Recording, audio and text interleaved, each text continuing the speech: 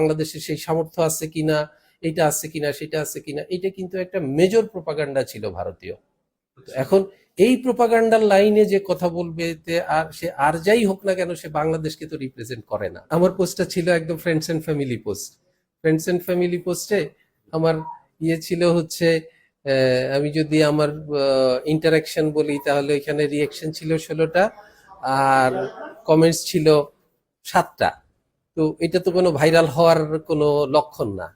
কিন্তু এখান থেকে যেটা হয়েছে সেটা কেউ একজন এইটা আমার এই পোস্টটাকে স্ক্রিনশট নিয়ে তারপরে তারা তাদের মতো করে এটাকে পাবলিশ করেছে বা ভাইরাল করা বলেন, যাই বলেন। তো ভাইরালের কথা বলতে গেলে আমার পোস্ট কিন্তু ভাইরাল হয় নাই, ভাইরাল হয়েছে স্ক্রিনশট। আমি কারো পক্ষে বা বিপক্ষে বলার জন্য আমি এটা বলি নাই। আমি বলছি শুধুমাত্র আমার একটা অনুভূতি প্রকাশ করছি। আমার কাছে মনে হয়েছে যে দেশের এরকম একটা পরিস্থিতিতে কেউ আমরা মানে দেশের কথা চিন্তা না করে আমরা শুধুমাত্র অর্থটাকেই আমরা এত বেশি গুরুত্ব দিব, যেটা আমার কাছে খুব মানে পছন্দ হয় নাই আর কি। আপনি দেখবেন 2 দিন 3 দিন আগ থেকে ওরা কন্টিনিউয়াসলি ওরা